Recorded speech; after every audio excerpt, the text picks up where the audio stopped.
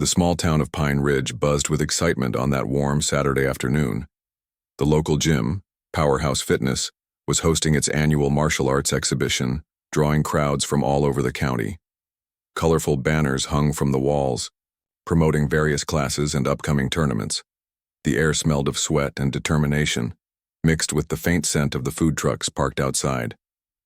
Kyle Brennan stood near the demo area with 3 of his friends. At 16, he was lanky with shaggy brown hair that often fell into his eyes.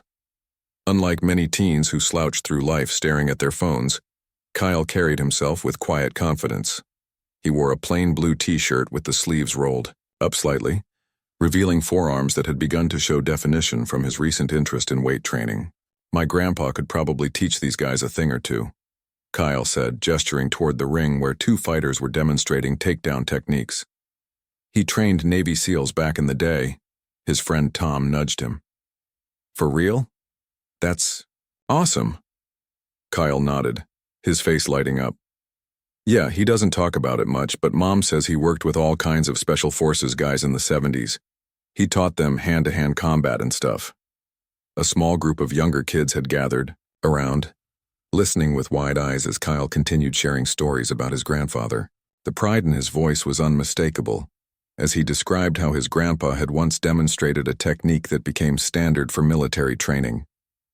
What Kyle didn't notice was Brandon Miller, who had stopped his conversation with a potential client to listen. Miller was the head coach at Valor MMA, a rival gym that had opened across town just 6 months ago. At 34, Miller had the build of someone who had spent his life fighting: broad shoulders, cauliflower ears, and a nose that had been broken at least twice. His tight-fitting black polo shirt with the Valor MMA logo stretched across his chest, and his eyes narrowed as he listened to Kyle's story. Miller had served 4 years in the Marines before pursuing his fighting career. He prided himself on his military connection and the authentic warrior training his gym offered. Something about this teenager's casual claims made his jaw clench. "Hey, kid," Miller called out, walking over to Kyle's group. The conversations around them quieted down as people sensed the tension in Miller's voice. "I couldn't help overhearing your little story about your grandpa training SEALs." Kyle turned, surprised to find the well-known local fighter addressing him. "Yes, sir, he did." Miller crossed his arms. "What's your grandfather's name?" "Charles." "Brennan," Kyle answered, his smile fading slightly at Miller's tone. "Everyone calls him Chuck." "Chuck Brennan?" Miller let out a short, harsh laugh. "Never heard of him, and I know plenty of SEAL trainers." The gym had grown quieter now, with more people turning to watch the exchange. Kyle's friends shuffled uncomfortably beside him. "He really did train them," Kyle insisted, his voice smaller but still firm. "He doesn't brag about it or anything, but—" "That's complete nonsense," Miller cut him off, his voice rising. "You can't just make up stories about military service. Do you have any idea how hard those men work? What they sacrifice?" People were definitely staring now. Kyle felt heat rising to his face. "I'm not making anything up, sir. My grandpa really did." "Your grandfather wasn't any SEAL trainer," Miller said, stepping closer, towering over Kyle. "Stop making up stories to impress your little friends." Kyle's hands curled into fists at his sides, not in threat, but from the emotion building inside him. "It's true. I've seen his old photos and—" Something snapped in Miller's expression. Later, witnesses would describe it as a flash of rage that transformed his face. Without warning, his open palm connected with Kyle's cheek with a crack that seemed to echo through the suddenly silent gym. The force knocked Kyle sideways. He stumbled, catching himself on a nearby bench. The left side of his face instantly flamed red, the outline of Miller's hand clearly visible against his pale skin. "That's for disrespecting real warriors," Miller spat out. "Kids like you make me sick, claiming family glory you never earned." The gym erupted in shocked murmurs. 2 dads who had been watching the demonstration moved forward, positioning themselves between Miller and the teenager. Kyle's friend Tom grabbed his arm, pulling him back. "Come on, Kyle, let's go," Tom urged, shooting a fearful glance at Miller, who still stood with his fists clenched. Kyle's eyes had filled with tears, not from pain but from shame and confusion. He fought them back fiercely, refusing to cry, in front of everyone. His other friends formed a protective circle around him, guiding him toward the exit. "That's right, walk away," Miller called after them. "And think twice before you lie about military service again." As they pushed through the doors into the bright afternoon sunlight, Kyle touched his cheek gingerly. He could still feel the sting of the slap, but what hurt more was the public humiliation and the attack on his family's honor. His grandfather had always been his hero, and now this stranger had called him a liar in front of half the town. "What a jerk," Tom said, looking worriedly at Kyle's face. "You okay?" Kyle nodded silently, but he wasn't okay. Something had broken inside him. His sense of safety, his trust in adults, his pride in his family history. As they walked across the parking lot, he made a decision. He would call his grandpa tonight. There was more to this story, and he needed to hear it from Chuck himself. By Sunday morning, every phone in Pine Ridge seemed to be buzzing with news of what happened at the exhibition. In a town of just under 15,000 people, word traveled faster than the morning coffee could brew. Kyle sat at the kitchen table, pushing scrambled eggs around his plate without eating. The mark on his face had faded, but the hurt in his eyes remained. His mother, Lisa Brennan, watched him with growing concern. She was a high school English teacher, with a gentle voice, but fierce protective instincts when it came to her family. "You barely touched your breakfast," she said, sitting down across from him. "Want to talk about it?"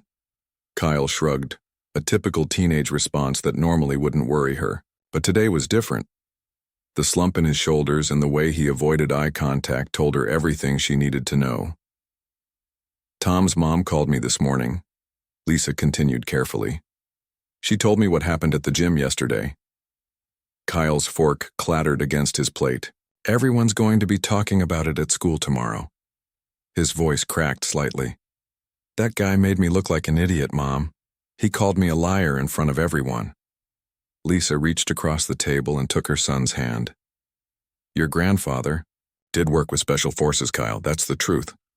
Then why did that coach say he never heard of Grandpa Chuck?" Before Lisa could answer, the front door opened and closed with a bang. Frank Brennan, Kyle's father, walked into the kitchen with a thunderous expression. Frank worked weekends as a building contractor, and his work boots still had fresh mud on them as he stormed in. "I just ran into Bill Thompson at the hardware store," he announced, dropping his keys on the counter with a loud clank. "His son was at that exhibition yesterday. Is it true some MMA coach put his hands on you, Kyle?" Kyle nodded silently, his face flushing with embarrassment again. Frank's neck reddened with anger. "Who does this guy think he is? Hitting a kid? Over what? A conversation about your grandfather?" He pulled out his phone. "I'm calling the gym owner right now." "Dad, please don't," Kyle pleaded. "It'll just make everything worse." But Frank was already dialing. The conversation was brief and heated. Frank demanded that Brandon Miller be fired immediately, threatening legal action if the gym didn't take the incident seriously. "They're putting him on temporary suspension," Frank announced, after hanging up. "Not good enough if you ask me. I'm thinking about pressing charges." "No," Kyle looked horrified. "Everyone at school will know. The whole town will be talking about it even more." Lisa gave her husband a meaningful look. They'd have to discuss this later, when Kyle wasn't in the room. By Monday morning, Kyle's prediction had come true. As he walked through the hallways of Pine Ridge High School, he could feel eyes following him and hear whispers trailing behind him. Some students even approached to ask if it was true that he got smacked down by the famous local fighter. Lunch period was the worst. Kyle sat alone at the far end of a table, ignoring the curious glances and occasional snickers. His friends tried to join him, but he made excuses about needing to study. The truth was, he couldn't bear to talk about what happened again. After school, instead of heading to basketball practice as usual, Kyle went straight home and shut himself in his room. When his mother knocked on his door to call him for dinner, he claimed he wasn't feeling well.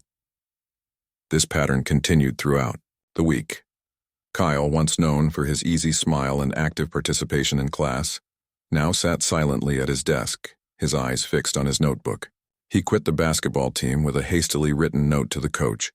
He stopped hanging out at the pizza place where local teens gathered after school. His phone remained silent as he ignored texts from friends. By Friday evening, Lisa and Frank sat in their living room after Kyle had gone to bed discussing their growing concern. "He's not eating properly," Lisa said, her voice tight with worry. "His teacher called today to say he didn't turn in his history project, which isn't like him at all." Frank sighed heavily. "I spoke with Pete at the gym again. Miller is still denying he did anything wrong. Claims Kyle was disrespecting the military and needed to be taught a lesson." He shook his head in disgust. "The guy's got a reputation for having a temper, but no one's filed formal complaints before." Lisa was quiet for a moment, then reached for her phone. "I think it's time we called Chuck." Frank nodded in agreement. "Dad will know what to do. He always does." Lisa dialed the number for Charles Brennan, who lived in a small retirement community in Arizona, 3 states away. Despite being 78 years old, Chuck remained remarkably independent and sharp-minded. The phone rang 4 times before his gruff voice answered. "Hello? Chuck, it's Lisa," she said, putting the call on speaker. "We've got a situation with Kyle." Over the next 15 minutes, Lisa and Frank took turns explaining what had happened at the gym, Kyle's subsequent withdrawal, and their concerns about his mental state. Chuck listened without interrupting, asking only occasional clarifying questions in his direct, no-nonsense way. When they finished, there was a long pause on the line. Frank and Lisa exchanged worried glances. Had the connection dropped? Finally, Chuck spoke, his voice carrying the quiet authority that had commanded respect throughout his life. "I'll be on the first flight tomorrow morning." "Are you sure?" Frank asked. "It's a long trip for you." "The boy needs me," Chuck replied simply. "And it sounds like this Miller fella needs to learn a few things too." After saying goodnight, Lisa hung up the phone, feeling a weight lift from her shoulders. If anyone could help Kyle through this, it was his grandfather. "I'll pick Dad up from the airport tomorrow afternoon," Frank said. "Should we tell Kyle he's coming?" Lisa smiled for the first time in days. "Let's make it a surprise. He could use some good news." That night, as Kyle lay in bed staring at the ceiling, he had no idea that his grandfather was already packing a small suitcase, including an old leather folder containing photographs and documents that hadn't seen the light of day in decades. The doorbell rang at exactly 4:37 p.m. on Saturday afternoon. Kyle, who had been lying on his bed staring at the ceiling, barely reacted to the sound. He figured it was probably one of his dad's work friends or maybe someone selling something. The last person he expected to see when he finally trudged downstairs was his grandfather, standing in the living room. "Grandpa Chuck?" Kyle froze on the bottom step, blinking in surprise. Charles Brennan stood next to his small suitcase, looking much the same as he always did. Khaki pants, a button-up shirt with the sleeves neatly rolled to the elbows despite the slight chill in the air, and his ever-present leather loafers that had been polished so many times the leather had developed a rich patina. His silver hair was cut short in the same style he'd worn for decades, and though he leaned on a wooden cane, he stood tall, his blue eyes bright and alert. "There's my boy," Chuck said, opening his arms. Kyle rushed forward, suddenly feeling like a much younger child as he hugged his grandfather.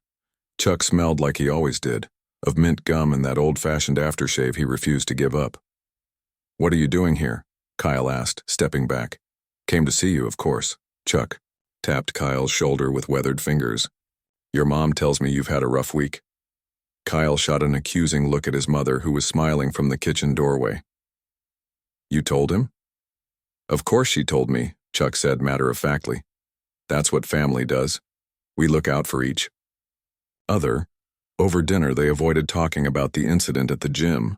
Instead, Chuck entertained them with stories about the desert tortoise that had taken up residence in his backyard, and his new neighbors who played competitive shuffleboard with the intensity of Olympic athletes. Kyle found himself laughing for the first time in days. It wasn't until after dinner, when Kyle was helping his grandfather unpack in the guest room, that Chuck brought it up. "So this MMA fellow gave you a hard time about my military days, huh?" Kyle's hand stilled on the folded shirts he was placing in a drawer. He said you weren't a real SEAL trainer. He called me a liar in front of everyone. The hurt in his voice was still raw. Chuck sat on the edge of the bed with a sigh. Well, technically speaking, he's right about one thing. Kyle's head snapped up. What? I was never a SEAL myself, Chuck clarified, but I did train them, among others. He patted the bed beside him. Sit down, Kyle. It's time I told you a bit more about those days. As Kyle sat beside his grandfather, Chuck reached into his suitcase and pulled out the worn leather folder Kyle had glimpsed when helping him unpack. I don't talk about this much, Chuck admitted, untying the folder's string. Not because it's classified anymore, most of it was declassified years ago, but because those weren't easy times. The training I did, it was meant to keep men alive in situations most people can't imagine. He opened the folder and carefully removed several photographs protected by clear plastic sleeves. He handed one to Kyle. It showed a much younger Chuck, maybe in his 30s, standing in front of a group of serious-looking men in military attire. Chuck wore civilian clothes but stood with unmistakable authority. This was taken in 1976, Chuck explained. I was a civilian contractor for the Naval Special Warfare Command. Had been for almost 7 years by then. Kyle studied the photograph with newfound interest. But if you weren't a SEAL, how did you end up training them? Chuck handed him another photo, this one showing him demonstrating what looked like a combat move on a much larger man. I was a regional judo champion before I joined the Army. Did 2 tours in Vietnam as regular infantry. When I came back, I had developed some, let's call them survival techniques. Hand-to-hand stuff that wasn't in any manual. He pointed to a man watching from the side of the training mat in the photo.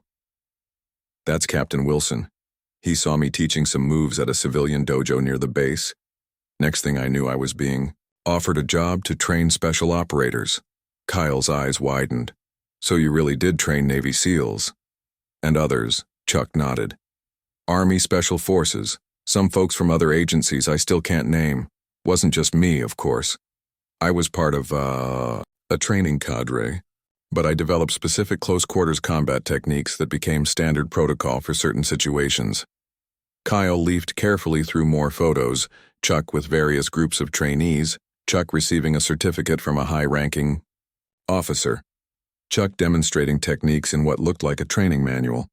I never knew all this, Kyle said softly. Never saw much reason to brag about it, Chuck replied. The men I trained, they were the real heroes. I just gave them tools. He put a hand on Kyle's shoulder. But make no mistake, what I did was real. And anyone who knows anything about naval special warfare training from that era would recognize my name. Kyle looked up from the photos. Then why did that coach say he'd never heard of you? Chuck's mouth quirked into a half smile. Well, that's what I'd like to find out. He carefully returned the photos to their protective sleeves.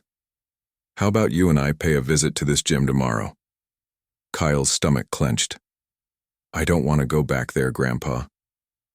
Sometimes, Chuck said gently, the only way past something is through it. He closed the leather folder and tied its string. Trust me on this one, son. The next morning was Sunday, and Chuck insisted they dress properly for their visit to the gym. For Chuck, this meant a crisp button-up shirt, his best khaki pants, and a navy blue blazer that had seen better days but was immaculately pressed. He polished his leather loafers until they gleamed and combed his silver hair neatly to the side. First, impressions matter, he told Kyle, who reluctantly put on his church clothes, khakis and a collared shirt. Frank offered to drive them, but Chuck waved him off. This is between Kyle and me, he said firmly, and this Miller fellow. As they pulled into the gym parking lot in Lisa's borrowed car, Kyle's hands were sweating. Maybe this isn't a good idea after all, he said nervously. Chuck turned off the engine and looked at his grandson. You know what my instructor told me before my first judo tournament? Fear is just excitement without the breath. So take a deep breath, and let's go meet this coach of yours. Despite it being a Sunday, Valor MMA was open for a special training session. Through the large front windows, Kyle could see several people working on the mats. His heart sank when he spotted Brandon Miller's unmistakable figure demonstrating a move to another trainer. Chuck got out of the car slowly, leaning on his cane.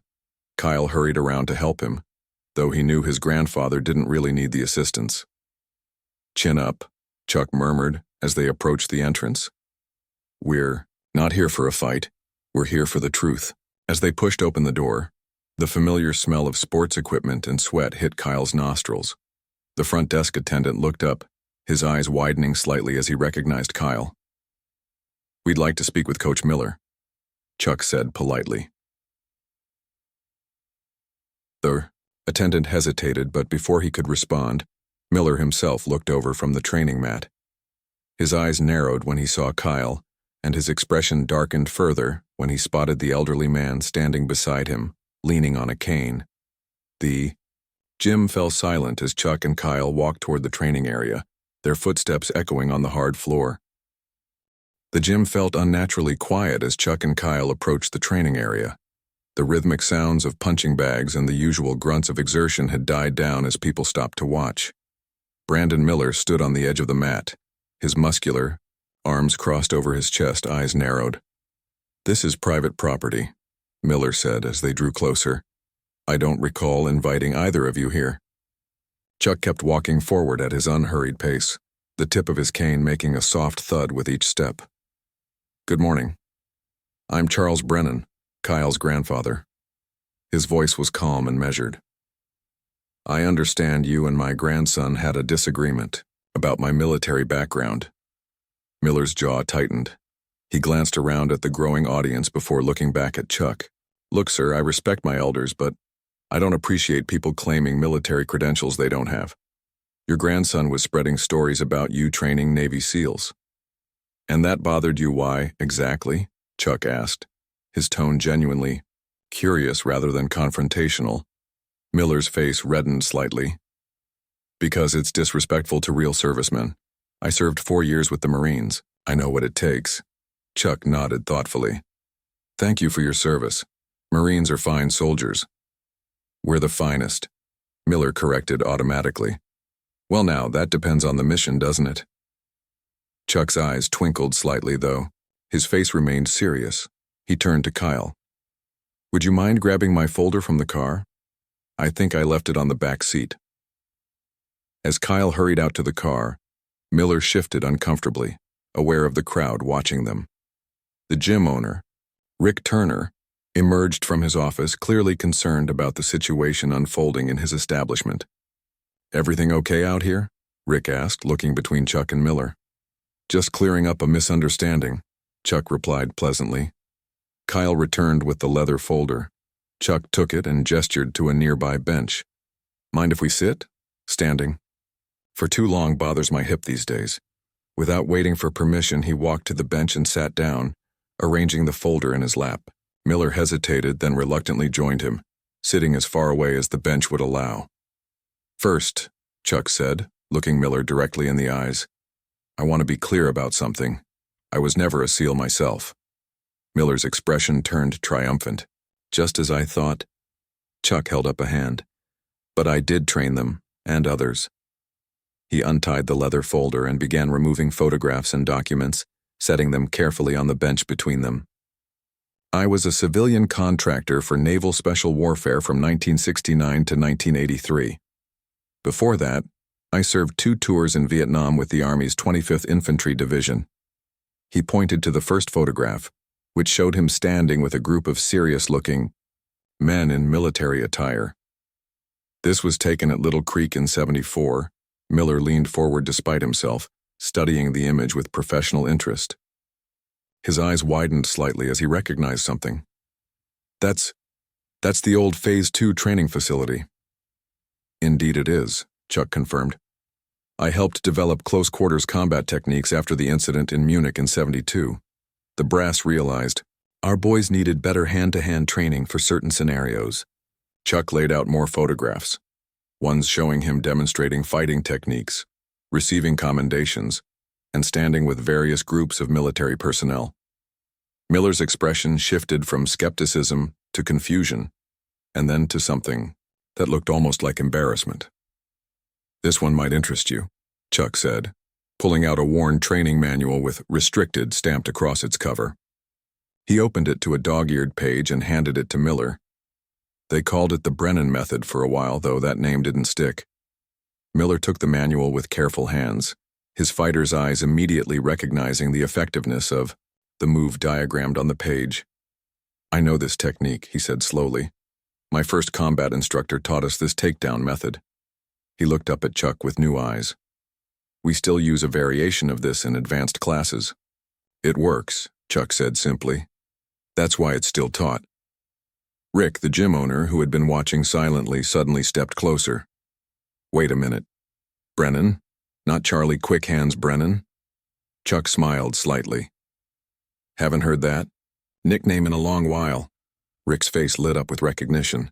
"I trained under Commander Phillips in the late 90s. He used to talk about a civilian instructor named Brennan who could take down men twice his size.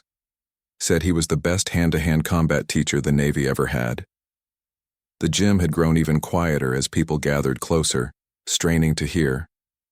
Kyle stood to the side, watching his grandfather with a mixture of pride and amazement. Chuck pulled out one final photograph, this one showing him receiving a commendation from a distinguished-looking officer. "This was Admiral Dawson," he explained, pointing to the officer. "He was overseeing the training program when I retired in '83. Miller stared at the photograph, his tough facade crumbling. "Admiral James Dawson? The one who revamped the entire Special Operations training protocol?" Chuck nodded. "The very same." Miller's face had turned pale. He looked up at Kyle, who was watching the exchange with wide eyes, then back to Chuck. The realization of what he had done, slapping a teenager for telling what turned out to be the absolute truth, was clearly sinking in. I didn't know," Miller stammered, running a hand over his short hair in a nervous gesture. "When the kid talked about his grandfather training SEALs, I assumed—" "You assumed he was making it up," Chuck finished for him. "And instead of asking questions, you decided to teach him a lesson with your hand." His voice remained calm, but there was steel underneath the words. The gym fell completely silent. Even the fans in the ceiling seemed to hold their breath. Miller looked around at the faces watching him, his students, his colleagues, the gym owner, all waiting to see what he would do next. Miller stood up suddenly, his face flushed with shame. "I made a mistake," he said, his voice tight. "A big one." Chuck watched him thoughtfully, making no move to stand. "I should never have put my hands on your grandson," Miller continued, each word clearly difficult for him to say. "It was unprofessional. And wrong." "Yes, it was," Chuck agreed simply. Miller turned to Kyle, squaring his shoulders like a man facing a firing squad. "I owe you an apology, kid. I was wrong about your grandfather, and I was way out of line hitting you. There's no excuse for what I did." Kyle shifted uncomfortably, not sure how to respond. He glanced at his grandfather, who gave him a slight nod of encouragement. "Okay," Kyle said finally, his voice quiet but steady. Rick, the gym owner, stepped forward again. "Brandon, we need to talk in my office now." His tone made it clear this wasn't a request. As Miller followed Rick toward the office, Chuck carefully gathered his photographs and documents, returning them to the leather folder. The crowd began to disperse, buzzing with excited whispers about what they had just witnessed. Kyle sat down next to his grandfather. "That was... wow." Chuck tied the string around his folder. "The truth usually speaks for itself. You just have to give it a chance to be heard." "Is he going to get fired?" Kyle asked, watching as Miller disappeared into the office. Chuck shrugged. "That's not for us to decide. Our part in this is done." As they stood to leave, a young trainer hurried over to them. "Mr. Brennan," he said excitedly, "would you mind showing us one of your techniques before you go? Just a quick demonstration?" Chuck looked at the eager faces now gathering around him and smiled. "Well, I suppose I could show you one thing, though my demonstrating days are mostly behind me." He glanced at Kyle. "Perhaps my grandson could help me?" Kyle's eyes widened in surprise, but a small, proud smile spread across his face as he stepped forward. Sure, Grandpa. What do you want me to do? 2 weeks had passed since the confrontation at Valor MMA. The early spring air carried the scent of blooming flowers as Kyle walked home from school, his backpack slung over one shoulder. His step was lighter these days, the embarrassment of that day at the exhibition fading like an old bruise. As he rounded the corner to his street, his phone buzzed with a text message. It was from his friend Tom. "Dude, have you seen the gym's new class schedule?" Kyle texted back, "No, why?" The response came quickly. "Just check their website. You're not going to believe it." Curious, Kyle pulled up the Valor MMA website on his phone. As the page loaded, he stopped walking, his eyes widening at what he saw. There, prominently displayed on the homepage, was an announcement for a new class. Youth Self-Defense instructors Brandon Miller and Kyle Brennan. Kyle stared at his name on the screen. Nobody had mentioned anything to him about teaching a class. He hurried the rest of the way home, bursting through the front door to find his mother cooking dinner. "Mom, did you know about this?" He held up his phone, showing her the gym website. Lisa smiled, looking only mildly surprised. "Your grandfather might have mentioned something about it. He's in the backyard with your dad." Kyle found Chuck and his father sitting on the patio, deep in conversation. They both looked up as he approached. "Grandpa, did you know the gym put my name on their website?" Kyle demanded. "As an instructor?" Chuck's eyes twinkled. "Ah, so they finally updated it. Good. You knew about this?" Frank chuckled at his son's confusion. "It was your grandfather's idea, actually." Chuck gestured for Kyle to sit down. "After we left the gym that day, I had a long talk with Rick Turner, the owner. Miller was in there too." "I thought you said our part was done," Kyle said, dropping into a chair. "I said the confrontation was done," Chuck corrected. "But there was still the matter of making things right." He took a sip from his glass of iced tea before continuing. "Miller was facing some serious consequences. Rick was ready to fire him on the spot." Kyle's eyebrows shot up. "I didn't want him to lose his job." "That's exactly what I told Rick," Chuck said with an approving nod. "Firing the man wouldn't teach him anything, so I suggested an alternative." Frank leaned forward. "Your grandfather is pretty persuasive when he wants to be." "What did you suggest?" Kyle asked. "That Miller start a free self-defense class for teenagers," Chuck explained. "Teach them practical techniques, but also the responsibility and discipline that comes with knowing how to defend yourself." He pointed at Kyle. "And that he asked you to help him teach it." Kyle's mouth fell open. "Me? But I don't know anything about fighting." "You know more than you think," Chuck said. "And Miller knows plenty. Between the two of you, it could be something special." He smiled. "I might have shown him a few of my old teaching methods during our conversation." The next day after school, Kyle made his way to Valor MMA with a mixture of excitement and nervousness churning in his stomach. As he approached the front door, he saw Brandon Miller waiting for him, dressed in a clean black polo shirt with the gym's logo. "Right on time," Miller said, looking almost as nervous as Kyle felt. "Ready for this?" Kyle nodded, not quite trusting his voice. Miller held the door open for him and they walked inside together. "Look," Miller said as they headed toward the office, "I know things started off bad between us. I'm trying to make it right, but if you're not comfortable with this arrangement, just say the word. No hard feelings." Kyle thought about it for a moment. The memory of being slapped still stung, but there was something about the way Miller was trying to make amends that felt genuine. "My grandpa believes in second chances," Kyle said finally. "I guess I do too." Relief washed over Miller's face. "Thanks, kid." In the office, Rick had laid out a training plan for the new class. "We've already got 12 teenagers signed up," he said, showing them the registration list. "Word travels fast in this town." "Too fast sometimes," Kyle muttered, remembering how quickly the news of the slap had spread. Rick gave him a knowing look. Maybe this time, the gossip will be about something good. Over the next hour, they went through the basics of what they would teach in the class. Miller's expertise was obvious as he demonstrated various techniques, but he also listened carefully to Kyle's suggestions about what might appeal to kids their age. "Remember, Miller said as they wrapped up the planning session. This isn't about teaching them to fight. It's about teaching them when not to. That sounds like something my grandpa would say, Kyle remarked. Miller smiled slightly. Your grandfather gave me a lot to think about. He's a wise man.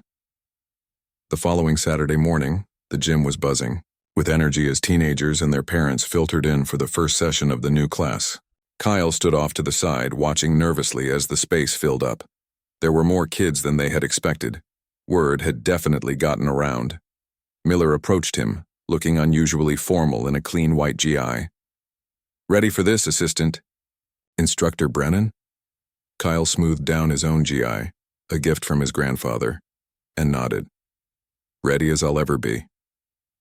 As they walked out onto the mat together, Kyle spotted his parents and grandfather sitting along the wall with the other spectators. Chuck gave him a subtle thumbs up. Miller cleared his throat and the room quieted down. Good morning, everyone. I'm Coach Miller, and this is Kyle Brennan. Before we start today's lesson, I want to tell you all a story about making mistakes and learning from them. To Kyle's surprise, Miller proceeded to tell the entire room what had happened between them, how he had misjudged, reacted poorly, and learned an important lesson about respect and jumping to conclusions. The first rule of self-defense, Miller said, looking around the room, is to use your head before you use your hands. That's something I had to learn the hard way. He glanced at Kyle. Fortunately, I had good teachers. As the class progressed, Kyle found that he actually enjoyed helping the other teens learn the basic defensive stances and movements. Miller was a different person in this setting, patient, encouraging, occasionally even cracking jokes that made everyone laugh. Halfway through the session, the front door opened, and a reporter from the local paper slipped in with a camera. Rick had mentioned they might get some press coverage, but Kyle hadn't expected it to happen so soon. After the class ended to enthusiastic applause from parents, the reporter asked if she could take a picture of the two instructors. Kyle hesitated, but Miller put a hand on his shoulder. How about we include someone else in this photo? Miller suggested, looking over at Chuck. The man who made this all possible? Chuck tried to wave off the suggestion, but the parents who had heard the story insisted. Soon the three of them were standing together, Miller in his white GI, Kyle beside him with a shy smile, and Chuck in the middle, looking prouder than Kyle had ever seen him. As the camera flashed, Kyle realized that what had started as one of the worst moments of his life had somehow turned into something good. His grandfather had shown him that sometimes the strongest response to disrespect wasn't anger, but dignity and wisdom. The local paper ran the story the following week with the headline, From Confrontation to Collaboration, New Youth Program. Teaches more than self-defense. The photo of the three of them became something of a local symbol for turning conflict into cooperation. 6 months later, when Chuck visited again, the youth class had grown to over 30 regular students, and Kyle had earned his first belt. Miller had become not exactly a friend, but a respected mentor who had learned as much from his mistake as Kyle had from the experience. You know, Chuck said as they sat on the porch swing after Kyle's belt ceremony. In all my years of teaching, I found that the toughest fighters aren't the ones who never get knocked down. Kyle looked at his grandfather. They're the ones who get back up? Chuck smiled and shook his head. No, they're the ones who help others up after they've been down themselves. That's real strength. He nodded toward the new belt Kyle was holding. You've got that kind of strength, son, always have. As the sun set over Pine Ridge, painting the sky in shades of orange and gold, Kyle realized that his grandfather had given him something far more valuable than any self-defense technique. He'd shown him that true respect wasn't demanded with fists or threats, but earned through integrity, wisdom, and the courage to do what's right, even when it's difficult. And that was a lesson worth passing on.